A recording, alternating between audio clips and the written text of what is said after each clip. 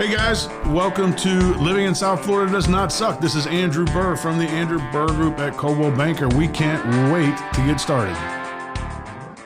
Welcome to Living in South Florida Does Not Suck. I'm Andrew Burr, leader of the Andrew Burr Group at Coldwell Banker, and today I have with me Paul Finley. Paul Finley is my neighbor. He lives in my neighborhood, so that makes him my neighbor. Paul Finley is also a Rotarian. Paul Finley is an insurance specialist. And Paul Finley is a very rare thing. He is a original Floridian. Paul was born here, raised here, went to school here. I went to school here. You haven't lived anywhere but Florida. All The time right, I spent out of Palm Beach County was when I was at Florida State University, home to Seminoles, baby. And so Palm Beach County. Palm Beach County all my life. Wow. All right. Well, I think that he's probably an expert in why living in South Florida does not suck. He hasn't left. So, Paul, tell us a couple reasons that you feel like living in South Florida does not suck. Living in South Florida does not suck because the weather's pretty awesome. I will say in the Southeast Florida market, job market, it's been fantastic business community. And the other is in Palm Beach County, there's pretty much a golf course on every corner. And it's my addiction. So, I mean, I'm not good at it, but it's my addiction. Now, you don't have to be good to enjoy it, but that's and you brought up something that really hasn't been brought up before, and that's the job market down here. I can't really remember a time when the job market down here was not good, and the big change over time is that. While the job market's been good, it's gotten a little more expensive to live in South Florida, particularly since the pandemic, basically because, we had so many people move down here. Yeah. It just raised the cost of living. It used to be very, very affordable to live in. Comparison to other areas where it's more rural and stuff like that, the real estate is a bit on the high side compared to other areas of Florida, as compared to central and north central Florida. But it's just, it offsets by the great job market. Yeah. I do a lot of business with wholesalers all over the country where I'm talking to them over the phone, and they're definitely seeing a different business climate than we see right now. Ours is definitely not still. It's doing well. Yeah, and when I'm comparing the markets, I'm comparing it to not Florida. I'm comparing it to more nationally, like what you're talking about, because even now, though, people that move from some markets in New Jersey and New York and up and Connecticut, stuff like that, it's still very affordable down here compared to compared to the Northeast. Compared to where they're at. And now the job market has kept up, especially with the high tech jobs and the higher paying jobs. The big issue we're going to have down here is the affordability and the workers that are keeping everything afloat from the bottom. Meaning that if you want to get if you want to go out to a restaurant and get served, or if you want your toilet to work and stuff like that, we're going to have to figure that out pretty soon. But hey, that's a whole nother ball of wax. Yeah, no, but it's still, the wages are so good. I insure a lot of contractors, and they're having to pay higher wages to attract and retain people. But still, it's they're as busy as they can be. Yeah, that's true. That does not seem to have slowed down. Now we had the bump right after, and I don't know. I'm not sure when the pandemic ended or the official terms, if it even has. But basically, when I look at the COVID, bump or whatever you want to call it, COVID hit, and then probably, mid-year this year, I feel like it kind of, that's when it seems like it kind of went away. So, I write a lot of workers' compensation. So what I was able to see is when people were slowing down, not necessarily laying off, but keeping people at home. And I could see that reflective in their payroll because they report the payroll on a monthly basis. Right. And what I was seeing was when we did the temporary shutdown to flatten the curve, I saw that over let's say about a 3 to 4 month period. Certain trades did not slow down at all. Now, when they started doing the stimulus money, all my AC guys, roofing contractors, even before the roofing issue, everybody was in their houses, so all of a sudden they had all these projects to do, and then they had some cash from the stimulus money. So all my trade guys got busy quick, and it's been busy ever since. Yeah, this is true. I mean, but overall, I think that, when I think of the pandemic, from my perspective, like as far as it relates to business, as far as it relates to businesses in general, and as far as it relates to real estate, specifically for me, Like I said, we had okay, COVID, March 15th, whatever year that was. Yeah. 2020. Yeah, March 15th, That's 2020. right. Yeah, that was the day that I remember it being. Oh, here it is. Then for about 2-3 weeks, maybe even a month, everybody was like, and nothing happened. And then all of a sudden, from my perspective with real estate, and I think a couple of the other companies, it was like lighting a match and throwing it on gasoline. It was like woof. So, and now at the time we were doing the majority of stuff virtually. We didn't have in-person stuff at all like that. But we started selling houses again left and right. Yeah. And then everybody that was jammed up wherever they were. I think a lot of it. I don't think it was financially driven. I think a lot of it was just lifestyle driven. Like most of the people, the first 6 months or 8 months of the pandemic that I dealt with that moved down here because they said, you know what, we're not, we're stuck in the house and it was miserable and we didn't like whatever, or you know what, we decided we're not waiting to move to Florida. We're not gonna work another 5 years and then retire and move to Florida because we might not make it. COVID might kill us. I mean, it was literally kind of like a crazy. The feedback that I got from the people that I was insuring that moved down, where I write homeowners as well, that when they came down, and as well as the business investors that moved down, for part of it was the change in the business activity, where you could do a lot of business activity virtually. For me personally, it was definitely a change. I'm that old school sales guy that likes to go out and pick up actual physical checks and have put paper in front of people and have them sign. Now I'm doing DocuSign deals. Everything's being done virtually and stuff. And it's my customers. I had to become comfortable with it because my customers very quickly became comfortable with it because it was a necessity, number one. So that drove it. But then they could see how efficient it is. So even though there was a downturn in that year, this past year I was up 20% in revenue just from efficiency, I think. Yeah, that did change the world. But what I was more referring to was the reasoning that people were buying, the reason that people were making so many moves, and that's really what drove us and drove our economy heavily through the pandemic years, whatever you want to call them. And like I said at the beginning of it, for me, it was a lot of lifestyle. Like people were like, "No, that's it. We're just done. We're moving. We're not going to wait. We've always wanted to move to Florida. We're doing it because we don't know if we'll live." Yeah, literally, that's what it was for some. Then, probably 6 months into it, and maybe a little bit more, all of a sudden you got the remote workers, the people that were like, and a lot of them, they had to wait to get, literally get a signature from their company saying that they could work from anywhere. Yeah. And they were waiting. Like I had people I was dealing with both here and in the Keys that were like, "Hey, we're just waiting. Let's start looking. As soon as the minute we get this signature, we're buying something. But we want to be out there and be on it because at the time, if you didn't, you had to, No, I had clientele that were able, that they did not have to be in New York City to do business anymore. But they were still making a New York City paycheck.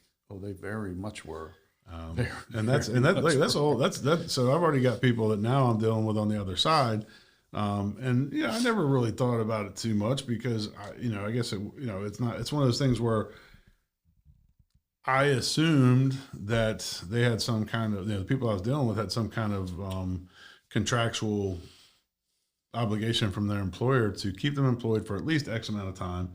The signature thing, I guess, and really it was basically saying, yeah, you can work from wherever, but then there wasn't a whole lot more to it. So now I've got people calling me and they're saying, hey, I still have my New York job, but now my employer is saying if I don't come into the office 3 days a week, they're going to reduce my pay by whatever based on where I live. Yeah. Because the employers aren't, stupid. They're like, you know what? We were paying you a New York salary because you had to pay a New York rent or a New York mortgage or whatever. Yeah. And now you're not. So the employers are now starting to be like, hey, we don't really have to. And so it's a whole nother, thing. But the people by and large that I'm dealing, when they came here, they bought to the level that they could afford, right? They might have bought a house that's much bigger than what they're looking for really now because they're not leaving. They're not going back to New York, but they can't. They're going to get their pay reductions or they've gotten a pay reduction. They're like, you know what, we might have over purchased and let's make an adjustment. But there's zero talk about moving back to New York or New Jersey or Connecticut or wherever they came from. So I find that very interesting as well. One of the things that's driving our area as well, Kelly Smallridge with the Business Development Board, she really drove she's her done a project great job. really has. And she came to the Rotary Club of West Palm Beach years ago and just basically outlined her plan, and she was calling it Wall Street South. And she basically found out with all these Wall Street folks that had second homes down here in Palm Beach and West Palm that she was able to get with them, attract them to the Southeast Florida market. And we're really seeing a transition, especially in Palm Beach and West Palm Beach, where we're seeing tons of office buildings that are going up as fast as they can build them, condo buildings as fast as they can build them, and it's amazing. I mean, I've lived here all my life, and city of West Palm Beach has gone through its phases of development, and I've never seen anything like this. This is really hot. So you've lived there way longer than me, but I remember livestock on Military Trail. Like I remember, cows, like Military Trail cows. Yeah, whatever. There was, out west here. Well, half the stuff wasn't paved, and I'm talking about the main roads out there weren't paved. I mean, when my family moved to the Green Acres area, which is the area that our development is in, River Bridge. But when we moved to that area, which was we had a house a little bit north of Forest Hill and Jog, there was a stop sign at Forest Hill and Jog. Yeah, there was nothing. There was a dirt. Jog Road was a dirt road after Lantana for sure, and it was just dirt. Well, I remember 441 was like it was a dog track. It was like that's where you're expected to see people with horse-drawn carriages pulling through there and tractors stuff. And all that sort of stuff, because it was all farmland. And now the farmland, the guys that were farmers, our agency is one of the largest insurers of farms in Florida, and we have had farms that were in the nursery and farming area in the Boynton Beach West area, Delray Beach West area, and in western Palm Beach County. And all that land has gotten too valuable to grow plants on now. The highest and best use is to sell it and take it.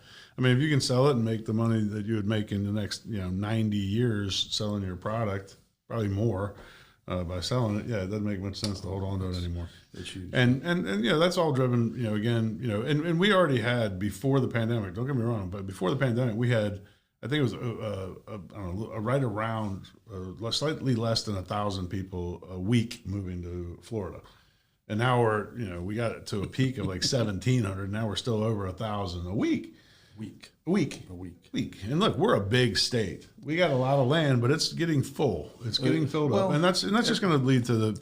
Everybody likes the Southeast Florida, Southwest Florida, lifestyle.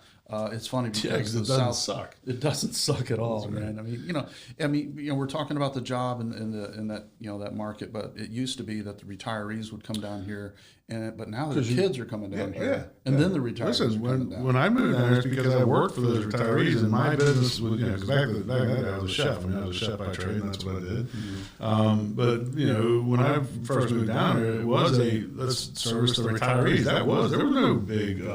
Financial, it was not what it was. Hospitality. The big industries at that time were hospitality, and hospitals. Well, but there was also ag in the center portion of the state. But ag, and then in this area, and especially Southwest Florida as well. I mean, it went to the retiree market. But now you have in Palm Beach County, you have Wall Street South. Oh yeah, and you've got the equestrian community out here. Look at the tech sector that's down here now, and it's amazing. I mean, anyways, but we can talk about all the stuff going on down here forever, and we will get to all of it eventually. But the South Florida, the South Florida lifestyle. I want to get back to that a little bit. I mentioned it on the last podcast. Down here you can be, deep sea fishing, world class deep sea fishing. Go out to polo. Same day have a world class dinner. All that. Play some pretty world class golf courses that our public courses just kill a lot of the country club courses up there. But but they also have world class bass fishing and freshwater fishing and sporting activity out west. In Okeechobee, you've got sporting clays. You've got all sorts of stuff up there. Oh, yeah. You've got horse facilities. And now we have what is the guy's name? Nelson PK or something, the little racetrack we have out there now. Did you see that? I haven't seen that one. That was a new one. So it's like a go-kart track, but it's like a pro go-kart track, but you can also go out there and have fun. I'm trying to remember the guy's name. I can't remember, but it's right off Southern Boulevard. It looks cool as heck. I'm going to go check that out sometime. And we got stuff now. We're talking where this place is. All right, let's talk about that because we got Arden now. out by the 20-mile bend. I used to bass fish and brimfish out there in 20 Mile Bend. Now there's developments out there with mega homes, and it's beautiful. But the 20-mile bend means that it's 20 miles away from the ocean. And 20 miles to the lake. And 20, which one is it? 20 miles to the lake or 20 miles from the ocean? That's a good question. I thought it was 20 miles to the ocean. It might be. I don't think it's 20 miles to the lake, though. Well, it might be a little bit farther to the lake, but I mean, it was an interesting wildlife preserve area, and it was a lot of fun fishing it as a kid. But where I'm going with that is that we have every kind of living you could want within 20 miles of the beach. You know, you can go out here and buy a 5-acre property in Loxahatchee Groves. You get equestrian farm, stuff like that. You got 1-acre properties out in Locks. You got, all your sort of very city-like stuff. West Palm Beach is becoming like a city. West Palm Beach was never like a city. It's becoming like a city, and some of the high-rises they're putting in there now are making it very, very city-like. Yeah. You got your residential areas and all that kind of stuff, but all within 20 miles of the beach, which is still one of the huge draws from people coming down north. It is, yeah. Now, let me ask you this question. How often do you go to the beach, Paul Finley? Actually, my addiction is more golf. So actually, if I go to the beach, question. When's the last time you went to the beach? It's been a couple of years, actually. Well, there you go. Yeah. So it's funny because a lot of people down there, everybody comes down for the beach and then we never go to the beach, right? Yeah. So it's kind of interesting. Because you've got so many other things that are, like you said, within 20 miles. I mean, we've got 2 pro baseball parks in our area. We do. With minor league teams that are awesome, and we do spring ball here in northern and central West Palm Beach or Palm Beach County. You're only a few miles away from the Marlins home park. You've got the Dolphins Joe Robbie Stadium. I'll call it that for the rest of my player. life. Yeah, Whatever it is now. But I just it's just so many things to be busy with, and then you got the Kravis Center if you're into arts, and other facilities, not just the Kravis, and so. Yeah, there's just so much here. Yeah, we have a little bit of everything, that's for sure. And it's definitely become much more metropolitan as we talked about. And with that, we've added a lot of stuff, a lot of things to do, which is great. A lot of stuff to do. But for me, it's still about the outdoor lifestyle. It's still about enjoying the great outdoors. Whether I'm here, I'm down the Keys. I think that it's very hard to find any place. And my wife and I were very fortunate. We traveled around quite a bit when we were younger because we could get a job anywhere. So we tried out a whole bunch of places. Yeah. But there's very few places where you can spend the majority of your time year-round. When I mean year-round, I mean every day, unless you're like, you get Floridian eyes like me, and if it's, 50 degrees or lower, you're calling sick. It's cold. But it's freezing. So the 3 to 4 days that we have like that, yeah. That's it. So I guess the big question for me is that you're almost, I'm not going to say how old you are, but you're almost 60. And you haven't left South Florida, and much less barely Palm Beach County. I've left it. I just haven't. I know. I'm talking about leaving, like moving somewhere else. You got any plans on leaving, or are you going to stick around? No, we have no plans on moving away, but we do have plans to travel. Oh, well, that's right. Yeah. You got your passport, right? I've got a trip to Costa Rica planned, Sweet. But then we've also got some trips to the Northeast to see some things that we haven't seen yet. All right, we're going to have to wrap it up in a minute, but I do want to touch on that. Now, listen, if you live in South Florida, you get all kind of perks and bonuses just for living in South Florida. You know why? Because we live right down the street from the dock. Oh, yeah. Where the cruise ships dock, and we get South Florida discount for Disney, for that stuff, for da-da-da. And if you're like me and you do, we vacation south, right? We got the house in Key Largo and all that, but if we go vacation, we're still vacationing even further south. It's way cheaper to fly to the islands from here than almost anywhere. Yeah. Oh, yeah. So, doesn't suck. Yeah. Doesn't suck. Well, Paul, I want to thank you very much for coming and joining us. We'll have to have you again sometime, but until then, I'll see you around the neighborhood. Yes, sir. Be good. Be good. All right. Hey, guys, thank you so much for tuning in to Living in South Florida Does Not Suck. Please remember to subscribe, hit the bell. I'm not sure what the things are going to be, but, like it on Facebook, share it with your friends, spread it amongst the world. Thank you so much. We look forward to seeing you here again for the next one.